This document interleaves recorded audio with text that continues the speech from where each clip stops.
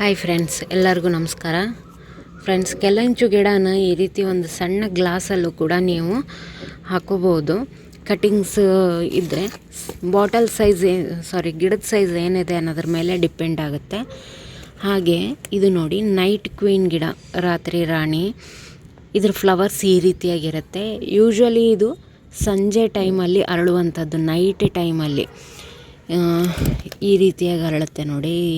Flowers ಈ ರೀತಿಯಾಗಿರುತ್ತೆ ಇದರದ್ದು. ಇದು ಈಗ ಸ್ವಲ್ಪ ಬಿಸಿಲು ಬರ್ತಾ ಇದ್ದಂಗೆ ಇದು ಏನಾಗುತ್ತೆ, ಈ ಒಂದು ಹೂ ಏನಿದೆಯಲ್ಲ ಇದು ಮುಚ್ಚಿಬಿಡುತ್ತೆ. ಮತ್ತೆ ವಾಪಸ್ ನೈಟಿಗೆ ಅರಳುತ್ತೆ.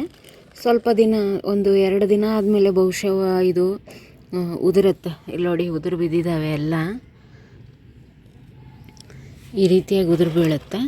ಚಿಕ್ಕ ಚಿಕ್ಕ ಹೂವಿದು, ತುಂಬ ಏನು ದೊಡ್ಡದಿಲ್ಲ ನೋಡಿ, ಇಷ್ಟು ಚಿಕ್ಕ ಹೂವಿದೆ. ಬಟ್ ಸ್ಮೆಲ್ ಮಾತ್ರ ತುಂಬ ಚೆನ್ನಾಗಿರುತ್ತೆ ಫ್ರೆಂಡ್ಸ್ ಇದರದು. ನೈಟಲ್ಲಂತೂ ಅಷ್ಟು ಚೆನ್ನಾಗಿ ಸ್ಮೆಲ್ ಬರ್ತಾ ಇರುತ್ತೆ. ಇದೆಲ್ಲ ಕಟಿಂಗ್ಸಿಂದ ಬಂದಿರುವಂಥ ಗಿಡಗಳಿದು ನೋಡಿ. ಇದರಲ್ಲೆಲ್ಲ ಕಸ ಬೀಳ್ಕೊಂಡಿದೆ.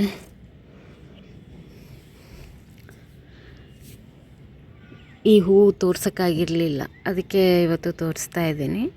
ಫ್ಲವರ್ಸ್ ಇಷ್ಟು ಚೆನ್ನಾಗಿ ದೊಡ್ಡದಾಗಿ ಏನು ಬರಲ್ಲ, ಬಟ್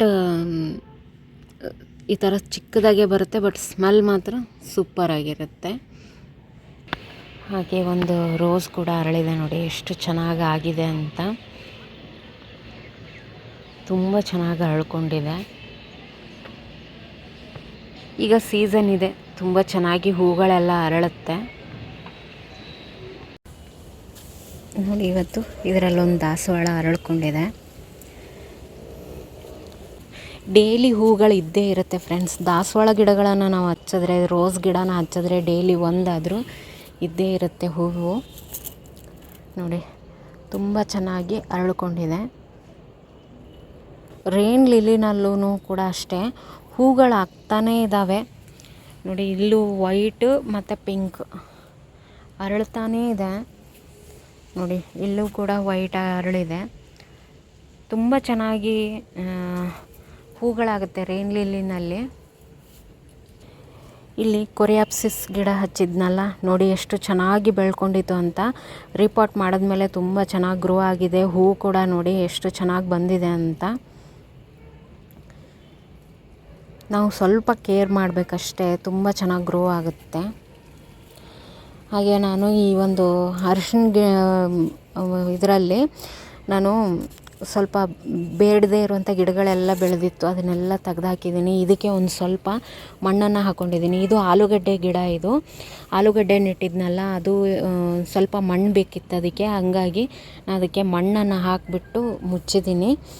ಯಾಕಂದರೆ ಆವಾಗವಾಗ ಒಂದು ಸ್ವಲ್ಪ ನಾವು ಮಣ್ಣನ್ನು ಕೊಡ್ತಾ ಇರಬೇಕು ಅದಕ್ಕೆ, ಅಂದರೆ ಮಾತ್ರ ತುಂಬ ಚೆನ್ನಾಗಿ ಗ್ರೋ ಕೊಡುತ್ತೆ ಅದು. ಸ್ವಲ್ಪ ಮೇಲೆ ನಾವು ಒಂದು ಸ್ವಲ್ಪ ಮಣ್ಣನ್ನು ಹಾಕ್ತಾ ಬರಬೇಕು. ಇಲ್ಲಿ ಕೂಡ ಇದು ಮಾವಿನ ಶುಂಠಿ, ಇದಕ್ಕೂ ಕೂಡ ನಾನೊಂದು ಸ್ವಲ್ಪ ಮಣ್ಣನ್ನು ಹಾಕ್ಕೊಂಡಿದ್ದೀನಿ. ಆಮೇಲೆ ಕೆಲವೊಂದು ಬೇಡದೇ ಇರೋ ಗಿಡಗಳು ಬೆಳೆದಿತ್ತು, ಅದನ್ನೆಲ್ಲ ತೆಗೆದು ಕ್ಲೀನ್ ಮಾಡಿದ್ದೀನಿ ಅದನ್ನು. ಯಾಕಂದರೆ ಬೇರೆ ಗಿಡಗಳು ಬೆಳೀತು ಅಂದರೆ ನಮಗೆ ಅದರಲ್ಲಿ ಏನೂ ಸಿಕ್ಕಲ್ಲ ಫ್ರೆಂಡ್ಸ್, ಆ ರೀತಿ ಆಗುತ್ತೆ ತರಕಾರಿ ಗಿಡಗಳಲ್ಲಿ. ಇದು ಮೆಣಸಿನ್ಕಾಯಿ ಗಿಡದಲ್ಲಿ ಈಗ ಮತ್ತೆ ಮೆಣಸಿನ್ಕಾಯಿ ಶುರು ಆಗಿದೆ. ಒಂದು ಸ್ವಲ್ಪ ತೆಗೆದ ಮೇಲೆ ಸ್ವಲ್ಪ ದಿನ ರೆಸ್ಟ್ ತೊಗೊಳುತ್ತೆ. ಹೂ ಬಂದು ಕಾಯಿ ಆಗೋಕ್ಕೆ ಟೈಮ್ ಬೇಕಲ್ಲ, ಹಾಗಾಗಿ ನೋಡಿ ಇದರಲ್ಲೂ ಕೂಡ ಹೂ ಶುರು ಆಗಿದೆ ಈಗ. ಹಾಗೆ ಇದು ಕೂಡ ತುಂಬ ಚೆನ್ನಾಗಿ ಗ್ರೋ ಆಗ್ತಾ ಇದೆ, ಮಲ್ಬೆರಿ ಗಿಡ ನೋಡಿ. ನಾನು ಕಟ್ ಮಾಡಿದ್ದೆ, ಮತ್ತೆ ವಾಪಸ್ ಚೆನ್ನಾಗಿ ಚಿಗುರ್ಕೊಂಡಿದೆ ಈಗ. ಹಾಗೆ ಈ ಪಾಟಲ್ಲಿ ಮಾವಿನ ಶುಂಠಿ ನೆಟ್ಟಿದ್ನಲ್ಲ, ಮಂಗ ಬಂದು ಇದ್ರ ಮೇಲೆ ಕೂತ್ಕೊಂಡು ಎಲ್ಲ ಹಾಳು ಮಾಡಿಬಿಟ್ಟಿದೆ ಫ್ರೆಂಡ್ಸ್. ಇದು ಇನ್ನು ಬರುತ್ತಾ ಇಲ್ಲ ಗೊತ್ತಿಲ್ಲ, ಯಾಕಂದರೆ ಮುರಿದೋಗ್ಬಿಟ್ಟಿದೆ ಎಲ್ಲ ಕಡ್ಡಿನೂ. ನೋಡಬೇಕು, ಮಂಗ ಈ ರೀತಿಯಾಗಿ ಹಾಳು ಮಾಡುತ್ತೆ. ನನ್ನ ತಾರಸಿ ತೋಟದ ಒಂದು ಅಪ್ಡೇಟ್ ನಿಮಗೆ ಇಷ್ಟ ಆಗಿದ್ದರೆ ಒಂದು ಲೈಕ್ ಮಾಡಿ ಫ್ರೆಂಡ್ಸ್. ಇನ್ನೂ ತನಕ ನನ್ನ ಚಾನಲ್ ಸಬ್ಸ್ಕ್ರೈಬ್ ಮಾಡಿಲ್ಲ ಅಂದರೆ ದಯವಿಟ್ಟು ಸಬ್ಸ್ಕ್ರೈಬ್ ಮಾಡಿಕೊಂಡು ವಿಡಿಯೋಗಳನ್ನು ನೋಡಿ ಸಪೋರ್ಟ್ ಮಾಡಿ. Thank you.